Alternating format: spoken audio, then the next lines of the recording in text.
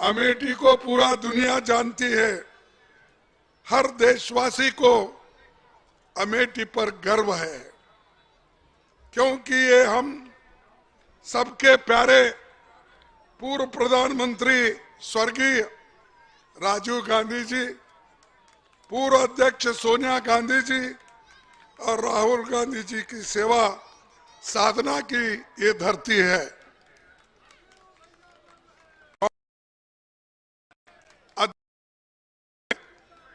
जब सोनिया गांधी जी यहाँ पर 1998 में अमेठी आई, उन्होंने अपनी बात रखी।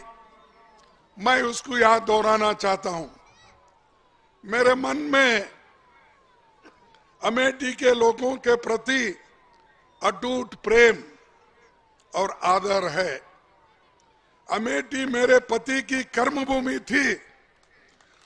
उनके दिल में अमेठी की भाई बहनों के लिए कितना प्यार है और समर्पण था, ये मैंने बहुत गहराई से महसूस किया है।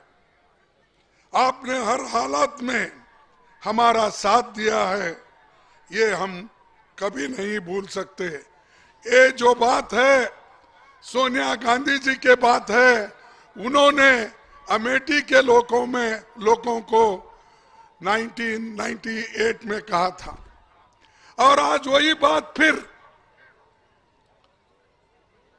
राहुल गांधी जी ने दोहराया।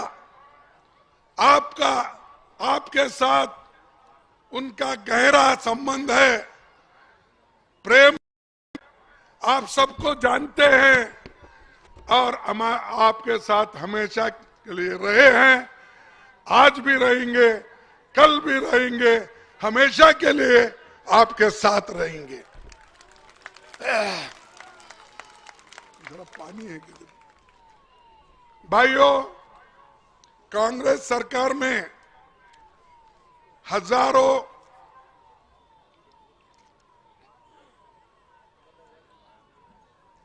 हजारों करोड़ के प्रोजेक्ट्स यहां पर आए, अप्रूव हुए, लेकिन ज्यादातर प्रोजेक्ट्स अटके रहे। वो मोदी शुरू में आके ये भाषण देते थे, अरे कांग्रेस में हमेशा अटकता है, झटकता है, पटकता है, ये कहते थे। मैं पूछता हूं, आज जो प्रोजेक्ट्स यूपीए सरकार में सोनिया गांधी के पीरियड में जो थे, वो प्रोजेक्ट्स आज क्यों नहीं हो रहे? वो काम क्यों चालू नहीं हो रहे? क्योंकि यूपी के लोगों में खास अमेठी पर और रायबरेली पे वो काम नहीं करना चाहते हैं। ये एक दुश्मनी निकालने की साजिश कर रहे हैं। अरे भाई, लोग तो सभी आप ही के हैं। आप जो चीजें मंजूर पहली हुई थी उसको आप कैंसल करते हो, निकाल देते हो।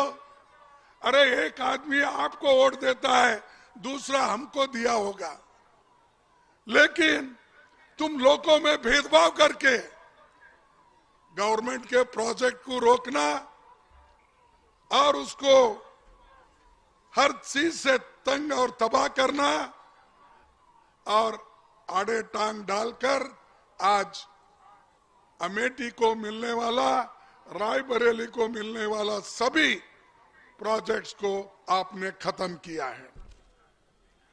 बातें बहुत बोलते हैं बीजेपी के लोग, खासकर जब कभी बात आती है। मैं ये कहूंगा कि मेगा फूड पार्क का एक प्रोजेक्ट था जिससे किसानों के लाखों लोगों का उसका फायदा होता था, लेकिन उसके बारे में उन्होंने रोक डाला। उसके बाद में सेल का प्रोजेक्ट जगदीशपुर में, उसको रोक डाला। पावर प्लांट, इसको भी रोक डाला। रेल लाइन, वो भी, उसमें भी रोक डाली। हाईवेज उसमें भी रोक डाली। अरे भाई दूसरों को करते थे आप, अब पहले कहते थे कांग्रेस बोले तो अटकना झटकना पटकना बोलते थे। तुम क्या कर रहे मोदी जी, और आपके शिष्य आकर यहां क्या कर रहे हैं? वही अटकाने का काम कर रहे हैं। याद रखो, अगर ऐसा ही आप करते गए जनता एक दिन आपको पटकेगी। तुम हमको पटकाने की कोशिश कर रहे हो, हमको झटका देने की कोशिश कर रहे हैं, वही एक दिन आपको भी आएगा। झटकना पटकना लटकना ये आपको भी आएगा। तो भाइयों, मैं आपसे यही कहूंगा, जो एक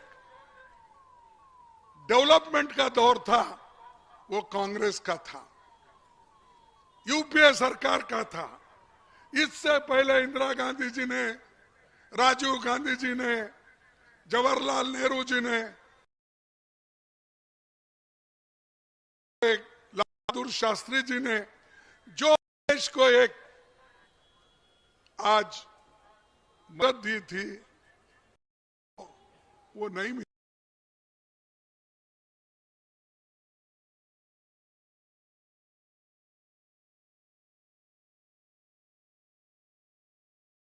को उसके बाद खानदान को, अरे भाई तुम्हारा काम तुम करो, दूसरों को गालियां देने से आपको क्या मिलने वाला है?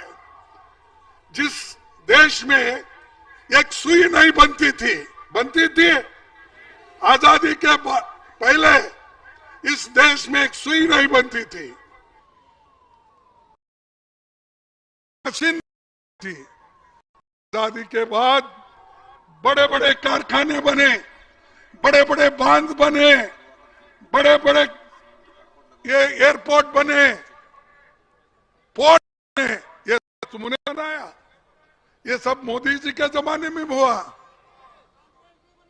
अरे ये ऐसा झूठ बोल बोल कर, मैं तो उसीलिए उनको कहता हूं झूठों का सरदार। अरे भाई, अब हर काम को आप रोड़ा डाल रहे हैं। क्यों? ये कॉन्स्टिट्यूंसी राहुल गांधी की है, रायबरेली सोनिया गांधी जी का है। रोको, रोड का काम रोक दो, लाइन रेलवे का रोक दो, और फूड प्रोसेसिंग का रोक दो। कितने दिन ऐसा ही रोकेंगे भाई? एक दिन हमारा भी आएगा तो हम ऐसा 10 पट काम करके दिखाएंगे। और नौकरी की बात करते हैं, मोदी जी हमेशा क्या करते थे? हर साल मैं हमारे युवकों को 2-2 करोड़ नौकरी दूंगा। दिए? आपको मिला 2 करोड़ नौकरी? नहीं मिला। अरे प्रधानमंत्री झूठ बोलते हैं?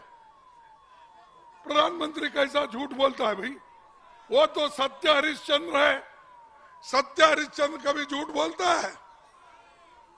फिर 2 करोड़ नौकरी नहीं दिए, 15-15 लाख काला धन लाकर तुम्हारे जेब में डाल दूं बोले। दिए क्या?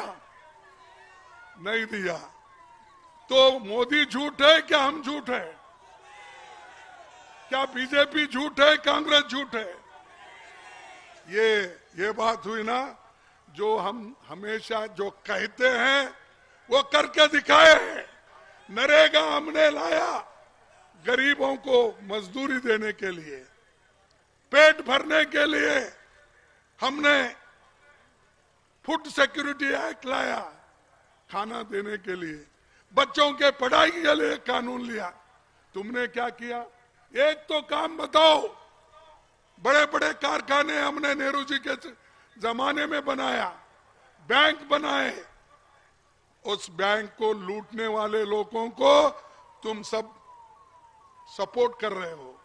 वो पैसे लेकर बाहर भाग रहे हो, और यहां कोई गरीब आदमी 10-12 हजार रुपए लोन लेता बैंक से, उसको बंद करते हो, उसके घर पे नोटिस लगाते हो। लगाओ नोटिस।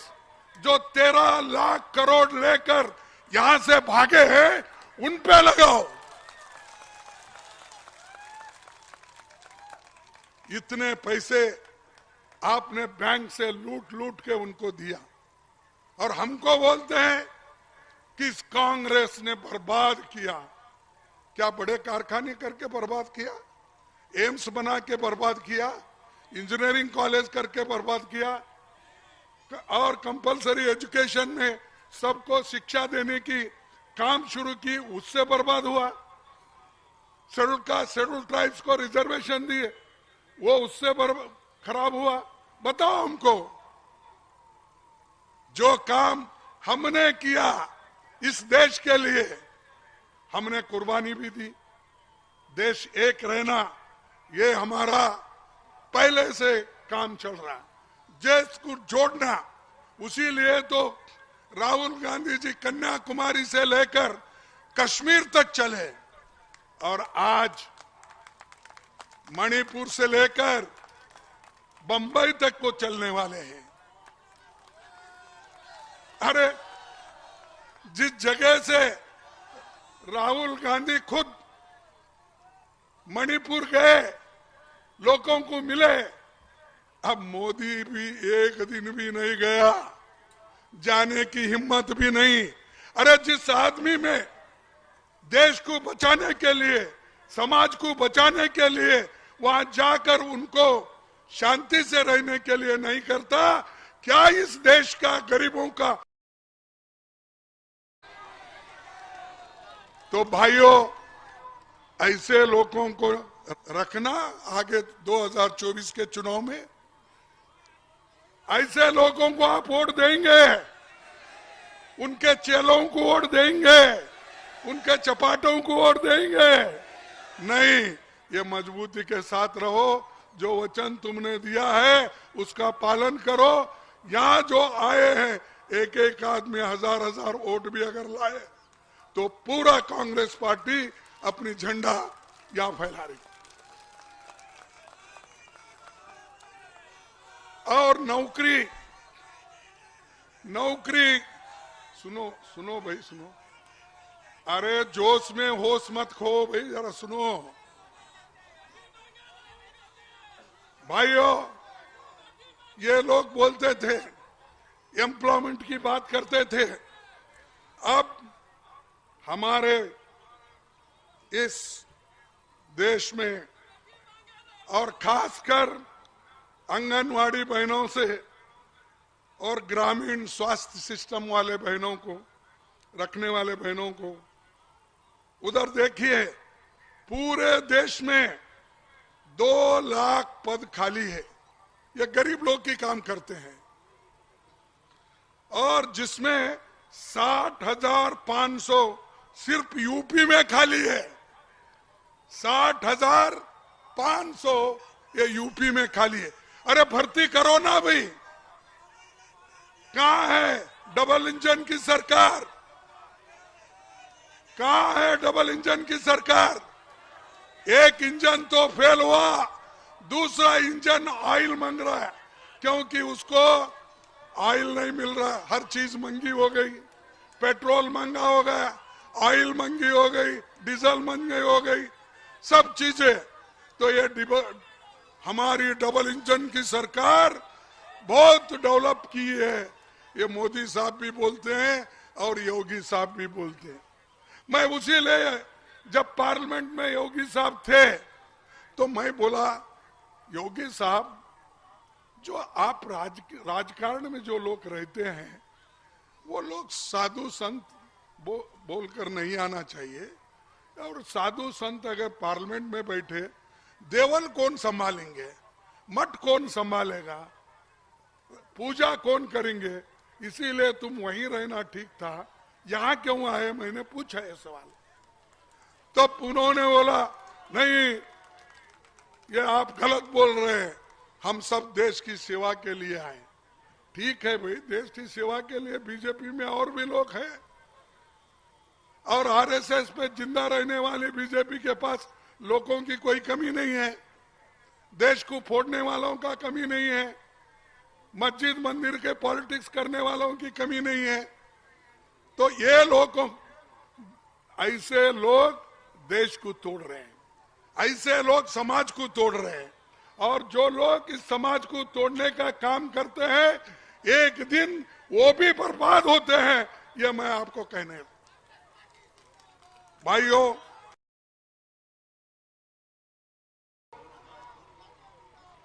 दस साल ये सरकार में है, सरकारी नौकरी में कितने जगह खाली है? 30 लाख वैकेंसीज है। 30 लाख रेलवे में, पोस्ट में, सेंट्रल स्कूल्स में, केंद्रीय विद्यालय में, एकलव्य स्कूल में 30 लाख। क्यों नहीं भर्ती कर रहे भाई? इसीलिए भर्ती नहीं कर रहे, उसमें सब रिजर्वेशन के SC, ST, OBC के लोग आते हैं।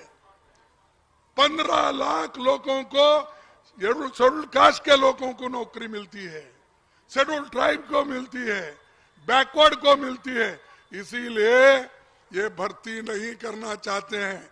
अगर भर्ती हो गया, वो अभिमान से, स्वाभिमान से जी सकते हैं एक परमानेंट नौकरी लेकर, लेकिन वो नहीं चाहते, क्योंकि ये गुलामी में ही रहना चाहिए और गुलाम बन के ही रहना चाहिए। ये उनका मंशा है। और हम लोगों को सिखाते हैं देशभक्ति। अरे देशभक्ति हमारे पास जितनी है, हमने कितनी कुव्वत लगा के, अपना पूरा कोशिश करके, गांधी जी से लेकर जवाहरलाल नेहरू से लेकर सभी ने जेल में गया और आजादी हासिल की। हमारे बड़े बड़े नेता जैसा अब्दुल कलाम आजाद है, वल्लभ भाई पटेल है, सभी ने। कोई कौन से हैं? कल पूरी यहाँ आके भाषण करता है, कितने लोग उनके जेल में गए थे। मेरे लोग क्विट इंडिया मूवमेंट में 10,000 लोग मर गए। 10,000 लोगों के ऊपर गोली भी चली, कहीं कहीं मरा, कहीं मरा। तुम्हारे पास कौन मरे भाई? बताओ, उसकी एक लिस्ट तो बताओ। नहीं, जो हम कर रहे हैं, हम किए हैं, और जो आजादी दिलाए, तुम आकर उसके ऊपर बैठे हो गद्दी पे। तुमको मालूम नहीं हमारी चिंता क्या थी, कितने परेशान हमारे लोग थे, कितने लड़े, कितने लोग अपने स्कूल छोड़े, कितने लोग अपनी खेती छोड़ी, कारोबार छोड़ा, देश के लिए छोड़ा। और तुम क्या कर रहे हो? तुम एक एक को लाके गरीबों का पैसा उनके हाथ में दे रहे हो। जैसा कि राहुल जी ने अभी कहा, देश में चंद लोग ही ऐसे हैं कि उंगली पे गिने उतने लोग अमीर हो रहे हैं और गरीब गरीब हो रहा है। आप महसूस नहीं कर रहे कि इतने गरीब हो रहे हैं, पूछो मत। गरीब आज इतना इन्फ्लेशन से, यानी महंगाई से परेशान है, एम्प्लॉयमेंट नहीं है, बच्चों के पढ़ाई के लिए पैसे नहीं है,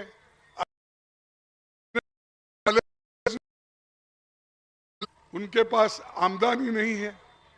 तो इसलिए भाइयों, मैं यही कहना, आज जो बीजेपी अपना ढोल बजाती है और पीठ थपा लेती है। आप देखे भी होंगे कि पार्लियामेंट में उन्होंने वो करते हैं, किसान परेशान है।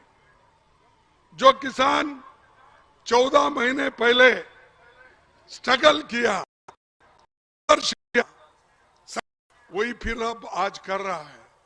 तो उसके सामने जगह है कि बहुत बड़े बड़े ये दीवार बंद कर, किले लगाकर आज लोगों को, उन किसानों का रास्ता रोका जा रहा है।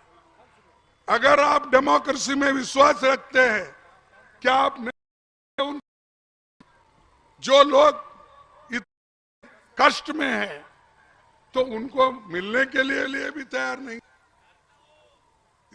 डरता तो है, लेकिन आपकी यूनिटी रहे तो और भी डरता है, और बीजेपी मरता है। भाइयों, उन्होंने किसानों पे टैक्स, खाने पीने के चीजों पे टैक्स, और आपको मालूम नहीं था छोटे छोटे चीजों पे भी जीएसटी लगा के तंग कर दिया है। तो इसीलिए हमको लड़ना है। और ये अमीर को जो इन्होंने सब्सिडी दे रहे हैं, बड़े बड़े कंपनियों को वो सब्सिडी दे, और गरीबों की सब्सिडी छीन ले रहे हैं। और ट्रैक्टर, उसके बाद में हमारे जो फर्टिलाइजर, ऐसे विषयों पर टैक्स डाल के लोगों को इधर एक तरफ से तंग कर रहे हैं। भाइयों, अभी जो राहुल जी ने कहा, सरकारी अफसरों में दलितों की संख्या कितनी है, पिछड़ों की संख्या कितनी है, गरीब से गरीब आदमी जो पिछड़ा हुआ है, जिस क्लास में अपर कास्ट हम जिसको बोलते हैं, उनमें भी जो गरीब लोग हैं नहीं है। सिर्फ सफेद से सफेद कपड़े वालों को, अमीर से अमीर आदमियों के बच्चों को वहां पर जगह है, गरीबों के लिए नहीं है। इसीलिए आपको सोचना चाहिए। आज हमारे बच्चे अच्छे कॉलेज में नहीं जा सकते, अच्छे यूनिवर्सिटीज में पढ़ नहीं सकते, ये हालत हमारी है। लेकिन मोदी जी खुश है, हमने ये किया, हमने यूनिवर्सिटी बनाया, हमने एम्स बनाया, हमने इंजीनियरिंग कॉलेज बनाया। कहाँ भाई, तुमसे पहले तो हमने बनाया। तुम भी हमारे कॉलेज में पढ़ के ही इतने बड़े हो गए, तुम कहाँ थे पहले? क्योंकि अब मोदी साहब किनके स्कूल में पढ़े, किनके कॉलेज में पढ़े? उसके पहले तो बीजेपी वाले नहीं थे।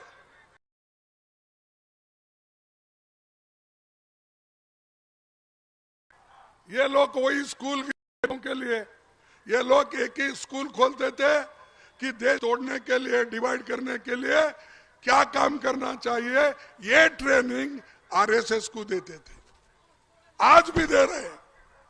तो ऐसे ऐसे जिस स्कूल में आप पढ़े, जिस इंजीनियरिंग स्कूल में आप पढ़ के आगे आए, उनको ही गालियां देते सुबह से शाम तक। और आज इतने अत्याचार महिलाओं के ऊपर हो रहे, दलितों के ऊपर हो रहे हैं, लेकिन उधर कभी भी ध्यान उन्होंने नहीं दिया और उसके बारे में सोचा भी नहीं। यहां पर एक सामने महिला बैठी ठहरी थी, उसने रहा था कि बीजेपी वहां पर जो एक क्या नाम, वक्रिता क्या, वर्तिका क्या नाम था, तो उसको न्याय मिलना, ये कहने के लिए वहां ठहरी थी। तो ये ऐसे चीजों पे सरकार ध्यान नहीं देती, इसलिए बात नहीं करते। सिर्फ बात उनकी करते हैं जो बड़े बड़े शर्माईदार है, अमीर है, उनकी बात करते हैं। तो आज भी जब कल उनकी मीटिंग हुई कार्यकर्ताओं की, एक मीटिंग में उन्होंने नाम लिया, मेरा नाम लेके बोला, खरगे साहब बोले हैं पार्लियामेंट में अब की बार 400 पार बोले। अरे मैं तो ये कह रहा था, उन्होंने गड़बड़ करके मेरे भाषण को बंद करवाया, और मैं कह रहा था 400 तो छोड़ो, 100 सीट भी आपके नहीं आएंगे, ये मैंने कहा था। लेकिन गड़बड़ करके उसके आगे तो हाउस में रहता है व्याधान क्या बोलते हैं उसको, इंटरप्शन को क्या बोलते हैं, व्यायाम, ये बंद कर दिए। तो हम परसों उनके मीटिंग में बोल रहे हैं, कल कुछ मीटिंग हो गई, वर्कर्स मीटिंग में बोल रहे हैं कि खड़गे जी ने ही ऐसा कहा। अरे खड़गे जी ने ये कहने को तैयार है, तुम देश जितना जल्दी छोड़ेंगे, सत्ता कितनी जल्दी आपकी चले जाएगी, उतना देश के लिए अच्छा होगा, ये मेरा कहना है। और प्रियंका जी ने भी यूपी के सभी बेटियों को न्याय दिलाने के लिए सड़कों पर आई और उन्होंने एक स्लोगन दिया, मैं लड़की हूं, लड़ सकती हूं, ये उनका स्लोगन था। और नारे के साथ उन्होंने यूपी की बच्चों को अपने ताकत को पहचान की प्रेरणा दी। उन्होंने कहा तुम्हारी ताकत है, इसीलिए इसको असर्ट करो, तुम लड़ सकते हो, तुम्हारे ऊपर जब अन्याय होता है उसके खिलाफ तुम लड़ते रहो। और उन्होंने ये भी खुद भी लड़ा, वो चाहे वो हाथरस का हो, उन्नाव के हो बेटियों का, या आईआईटी या बीएचयू की छात्रा हो, हर जगह कांग्रेस पार्टी और प्रियंका गांधी जी ने लोगों को उत्साहित किया लड़ने के लिए और उनको बताया तुम्हारी जो ताकत है वो जरूर जनता को बताना, ये उन्होंने कहा। ये हमारे लोग हैं, लड़ते हैं दूसरों के लिए, कुर्बानी देते हैं देश के लिए। अरे तुम वो भी नहीं ये भी नहीं, सिर्फ गालियां देने का इनको एक नया स्कूल देना चाहिए ट्रेनिंग का, कि कांग्रेस को कैसे गालियां देना, कहां देना, किस वक्त देना, ये तो एक ट्रेनिंग देना चाहिए। और एक प्राइस भी रखना उसके लिए कि भाई बहुत अच्छा गालियां दे रहे हैं आप कांग्रेस को, तो ये प्राइज आप ले लो। नोबेल प्राइज तो नहीं दे सकते, गालियां देने के लिए ही एक प्राइज बनाओ। आप सब लोग चंदा इकट्ठा करो, मैं एक तैयार करता हूं उनको देने के लिए। भाइयों, ये जो,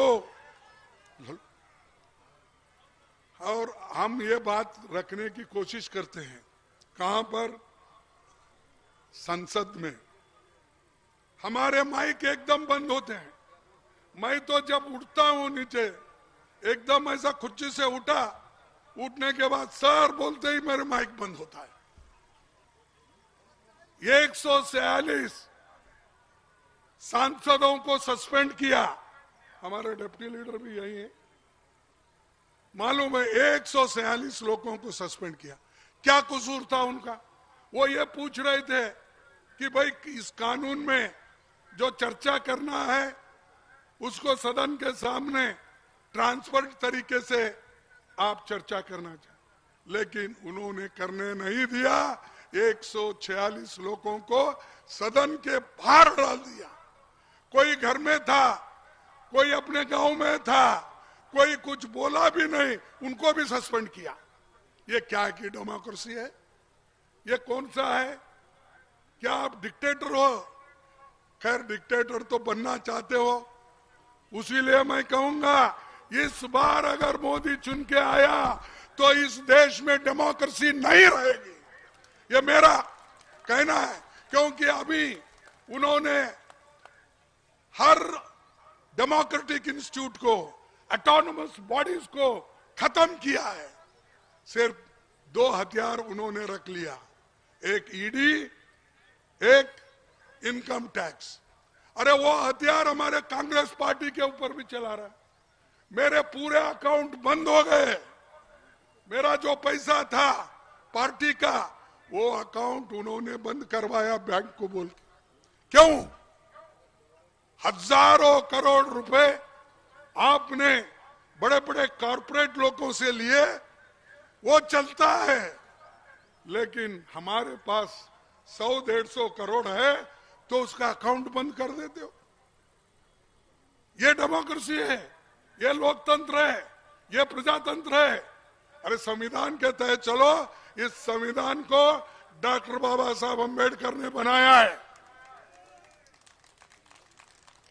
और इस संविधान चले गया, तुमको कुछ नहीं मिलने वाला। चाहे किसी जाति के लोग हो, महिलाओं को अगर हक मिला वो संविधान के बाद ही मिला, संविधान के पहले हक था किसी को? यहां बैठे हुए लोगों को जवाहरलाल नेहरू जी ने लोकतंत्र इस यहां पर स्थापित किया और बाबा साहब अंबेडकर ने इस देश की संविधान को बनाया। गरीब, पिछड़े, दलित, शोषित, इनको सब हक मिला, माइनॉरिटी सबको।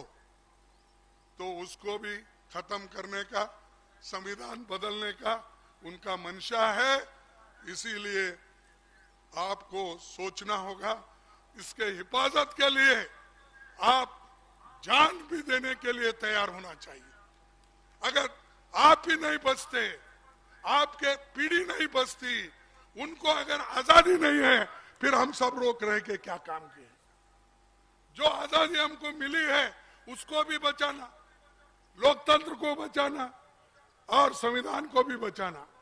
तो भाइयों, मैं आपको यही कहूंगा, और यहां तक कि उन्होंने सिर्फ हमारे को ही सताया नहीं, राहुल जी के मेंबरशिप को रद्द कर दिया।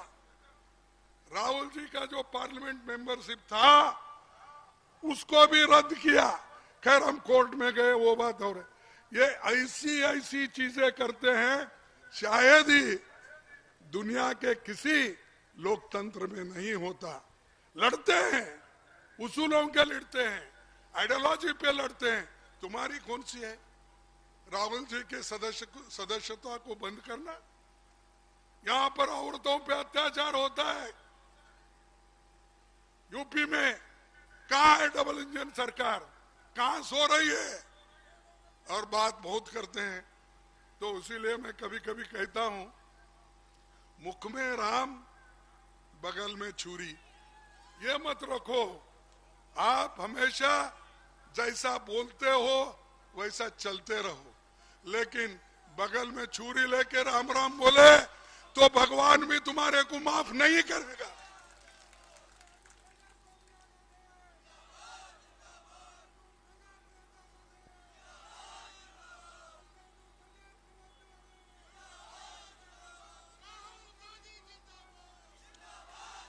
भाइयों, अब हमारे सारी शक्ति, हमारे को प्रेरणा देने वाले सिर्फ आप लोग हैं।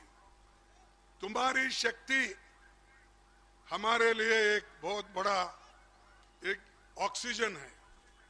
अगर आप मुंह मोड़ लिए तो तुम भी खत्म, हम भी खत्म। सिर्फ वो अकेला फिरते रहेगा। मोदी जी वो बोलते रहेंगे, कभी यूए में, कभी अमेरिका में, कई लंदन में, कई कोरिया में, कई जापान में। मैं समझता हूं जितना प्राइम मिनिस्टर बन के उन्होंने दुनिया के चक्कर लगा देशों के, कोई प्राइम मिनिस्टर नहीं गया। और हासिल क्या हुआ वहां से? कोई बड़े कारखाने आए? नहीं, सिर्फ लाए, कहीं गए, पाकिस्तान गए, किसी के गले लगा लिए, और चाइना के आदमी को बुलाए प्राइम मिनिस्टर को, उसको झूले पे बिठाए, यही काम करते गए और वो लोग इनके खिलाफ होते गए। चाइना हमारा जगह कब्जा कर लिया है, तो आप वो पहले छुड़ाओ भाई, वो जमीन छुड़ाओ, फिर बाद में झूले में बैठो। इधर झूले में बैठते हो लेकिन हमारी जमीन खिसकती जा रही है। तो ये मोदी जी की कला है। मोदी जी सिर्फ भाषण बहुत अच्छा करते हैं, उनके जैसी हिंदी नहीं है, फिर भी मैं कोशिश करता हूं अपने लफ्ज में बोलने का। लेकिन उनका सिर्फ भाषण, लोगों को राशन नहीं है। राशन नो हमने दिया, हमारे एक्ट ने दिया। उन्होंने क्या बोलते हैं, 80 करोड़ लोगों को मैं फ्री धान दिया, अन्न दिया। अरे बाप, तेरे से पहले हमने कानून बनाए, सोनिया गांधी ने कानून बनाई। हाँ, उस कानून के तहत मिल रहा है, तुम्हारे वजह से नहीं मिल रहा। हमारे कर्नाटक में तो फ्री देते थे हम कभी एक पैसा भी नहीं, ऐसा ही हर स्टेट में फ्री देते थे। अब इन्होंने नया एक निकाले 5 केजी दे के मैं 80 करोड़ लोगों को दे रहा। कितने लोगों को नौकरी लगाए वो नहीं बोलते, लोगों की आमदनी कितनी बढ़ी वो नहीं बोलते, एमएसपी कितनी बढ़ा है वो नहीं बोलती, लेकिन ये बात बोलते हैं बार बार। इसीलिए मैं ज्यादा आपको और यहां बिठाना नहीं चाहता। जो राहुल जी के 5 प्रोग्राम है, युवाओं को, बेरोजगार लोगों के लिए, काम के लिए वो न्याय चाहते हैं, और अमीर गरीब की उसको कम कर, किसानों पर रोकना चाहते हैं। देश के कारखाने, हवाई अड्डे जो बेच के खा रहे, उसको रोकने के लिए ये सब न्याय यात्रा चल रहा है। और समाज में जो नफरत फैल रहा है उसका उन्होंने जोरदार अपने भाषण में भी कहा, और ये 400-500 बोल रहे, लेकिन सत्ता, अब वो बोल रहे 400 पार ना, अब की बार सत्ता से पार, तो इसीलिए पार, तो इसीलिए मैं कहूंगा, और इससे ज्यादा ना कहते हुए मैं एक आखिरी, अरे बैठो भाई 1 मिनट, पानी की नहीं पियो। मैं आखिरी एक बात कह के मेरा भाषण समाप्त करता हूं। अगर तलाश करे कोई मिल ही जाएगा, अगर तलाश करे कोई मिल ही जाएगा, मगर तुम्हारी तरह कौन हमको चाहेगा। अगर तलाश करे कोई मिल ही जाएगा, अगर तुम्हारी तरह कौन हमको चाहेगा। यही अमेठी के लोग बोलते हैं, यही अमेठी के लोग बोलते हैं, यही अमेठी के लोग बोलते हैं। तो इसलिए भाइयों, आपके चाहते यहाँ है, और कोई तो मिलता, कोई तो एमपी होता, कोई तो कुछ करता, लेकिन ऐसा आदमी, ऐसा इंसान कौन मिलेगा, कहाँ मिलेगा। तो ये इतना कह के मैं अपने बात को खत्म करता हूं, और मैं 3 स्लोगन लगाऊंगा। 3, अरे चुप बैठो, 3 स्लोगन लगाऊंगा। जय हिंद, जय हिंद, जय हिंद, जय कांग्रेस, जय कांग्रेस, जय कांग्रेस। आखिरी में कहूंगा जय भीम, जय भीम। ये मैं इसलिए कह रहा हूं, जो संविधान बनाया है उस व्यक्ति को इस देश में अपमान नहीं होना, वो संविधान सुरक्षित रहना, इसलिए मैं ये बात कह रहा हूं। आपको सबको नमस्कार, धन्यवाद। न्याय का हक मिलने तक